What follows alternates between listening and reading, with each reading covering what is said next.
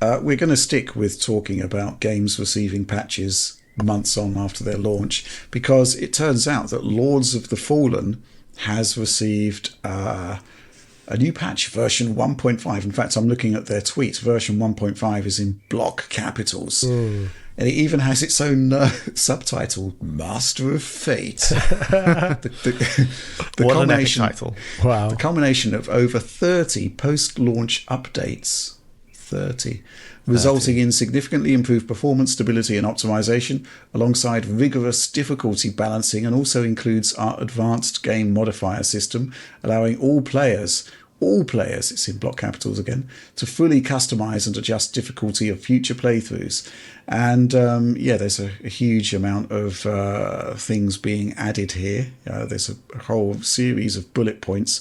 My favorite one being 3 new projectiles: blood vomit, explosive mines and frost worms. I mean, this is like, it's all a free update, right? Blood vomit is now a free upgrade via this patch. Tom, I'm going to go to you on this one once again, because this game launched with significant issues, and we actually couldn't keep up with all of these patches that were coming. So we basically had to hold fire on our review because, well, basically it was like, chasing a moving target. We just couldn't actually produce coverage that was reflective of what the gamer was experiencing at any given point, until the patches sort of slowed up a bit. And even then you discovered there were a lot of issues with Lords of the Fallen. But you have taken a look at the new patch, so maybe talk us through what were the key issues that you discovered and the extent to which they've been improved on all platforms. You looked at all platforms. Wow. Yeah, it's actually impressive that they think it's a significant enough update that they put it into the thumbnail, the actual game tile, when you boot the game on the front end of an Xbox or PS5. It's Lords of the Fallen patch 1.5, so they mean business here. The fact is they have got a great number of patches in between the last time we tested it and today. I think 30 plus is the number that they've quoted there, but yeah, and I will say their patch notes are quite extensive and they're very thorough with what they do. But we're looking with when we're looking at performance, you've got to say it's the number one issue was that 0 FPS hang up we saw on the Xbox consoles. Series X and S had moments where you'd walk between major segments of the world and suddenly you'd just be looking at like barely a slideshow, because a slideshow moves. You'd be looking at a still frame, it goes to a place where there are no frames a second. And the upshot was that it shouldn't have been released like that. There were quite a few other issues, but I think that was number one. And now, after all this wait, they have fixed it, and it's now been reduced to just barely a hitch in the same place that we found it. It's kind of this spot in the world where you go from like a sort of a bonfire, if you will, in Dark Souls parlance, to a courtyard upstairs. And when you go up the stairs, suddenly a new chunk of the world is, I'd assume, streaming in, and and the engine just doesn't, it sort of buckles under that weight. It's an Unreal Engine traversal stutter like 6,000 times. We've seen this on console, PC. When I covered this game, I was also going to be covering it at launch, and I think I said I ended up not covering it like completely. I covered it as part of an Unreal Engine 5 compilation video, but I saw those same things that Tom saw on console, just with PC specificity there. Yeah. And it's it's rough, but they've fixed that on console anyway.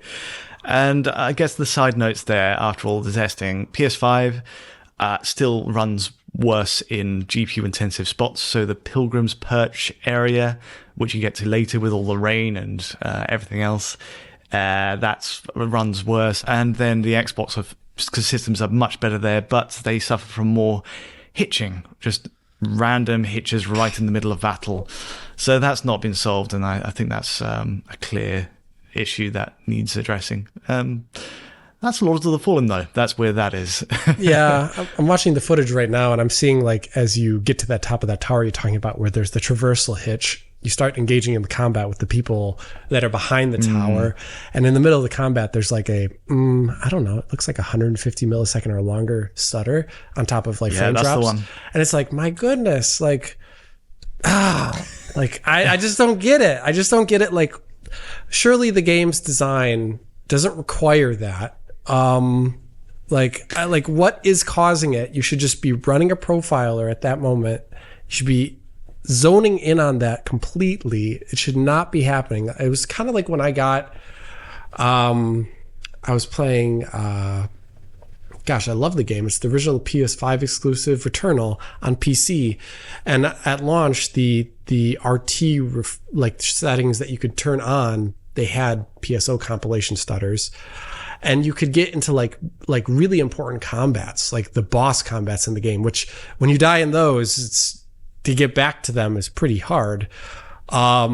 And you would get like when the boss would do with one of its first new attack waves, you get like a huge stutter, and you could literally die from that stutter. You know, and in a game like this, like these Dark Souls styles games, these Returnal roguelike games, you cannot have stutters. You just really can't. The entire game's purpose is to be fluid from the user perspective, where the only thing getting in the way of them being good at the game is themselves and not the game's performance. And I still find it a pretty big failure, this patch 1.5, as a result of that. No 0 FPS drops or whatever, but I don't know, just a big stutter in the middle of combat. I find that such a big no-no.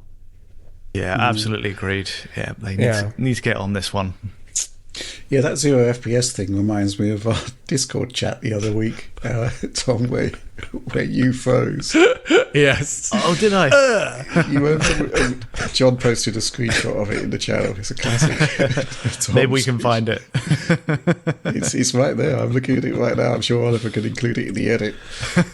But yeah, this whole concept of stuttering, it is, I mean, I've said this before, a long time ago, but I'll say it again now. Can you imagine going to see the latest Star Wars movie and somebody lights up their lightsaber, but there's like 300 millisecond pause when they do so? And it's arguably worse for a game where it's an interactive thing, right? So this concept of 0 FPS and stutters happening that are intrusive to the experience. I think fundamentally we've got to understand just how jarring that is to the experience. God, yeah. And maybe it's the case that, because we've been putting up with them for so long that, it's now considered sort of generally acceptable. But guess what? It's not. It's not. And when a game like, and I'll say it again, when a game like Stellar Blade comes along that doesn't have these issues, it's like, whoa, this is amazing, when it should be the standard. Yeah. It's just baffling to me. Right? It's interesting too. But Lords of the... sorry go ahead. Just really briefly, this is like such a more modern phenomena, but like if you go back in time, like I play a lot of 90s games on 90s PCs, and they don't actually stutter usually. They just have low frame rates, like 20 to 30 FPS, but they don't stutter. And that's the interesting thing. Nowadays, you have Pong didn't stutter either. Oh my gosh, yeah, Pong. Imagine you playing Pong, and every time you, it's like right before... The first time you hit the ball, you get a 300 millisecond pause. And it's just like over time, this has gotten so much worse. So sometimes older games play better than modern games, even at lower frame rates, just because they don't have massive intrusive stutter. It's pretty sad. Mm-hmm. But getting back to the topic in hand, how would you rate Lords of the Fallen now, based on this 1.5 Masters of Fate update? I guess where before it would technically be like I don't know, with 0 FPS it would be something like a 4 out of 10, just purely because of the technical stuff. It's been elevated to something like a 7, I think. Okay.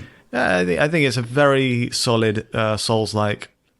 A lot of interesting systems in there with the Umbral and Axiom switching and the Soul Reaver style. And actually, very, very accomplished in a lot of ways. And the nanite and lumen stuff actually looks incredible. There's some, I think there's a cutscene just in the middle in the footage I sent as well, where they're doing some sort of fluid simulation on the enemy, the main boss, Pieta, and that's kind of awesome, but it runs at a really low frame rate. just that effect. But it is clearly a game that has involved a lot of work and care to build its world, its lore, get the mechanics and camera right, even if it's crimped right off something we know very well. They have managed to nail that quite well. And so it's really just the technical stuff that's holding it back. But it still hangs over it. So it's gone from a 4 to a 7. And let's see if we can get it to a 9 or something, Well, it looks as though the free updates are now coming to an end. Oh, no. This now concludes the free content roadmap. Oh, is that the end? We've got to pay that's what for it says. I don't know a smooth whether, frame rate. I don't think so. I think, if there are going to be continuing improvements, they will roll out regardless. But I think it's just the content upgrades. Yes, the DLC stuff. That blood vomit. It's all about the blood vomit. About the blood vomit. Yeah, the sad thing is when that blood vomit effect appears, it's probably incurring a hitch. Yeah, at least on PC. Oh, dear.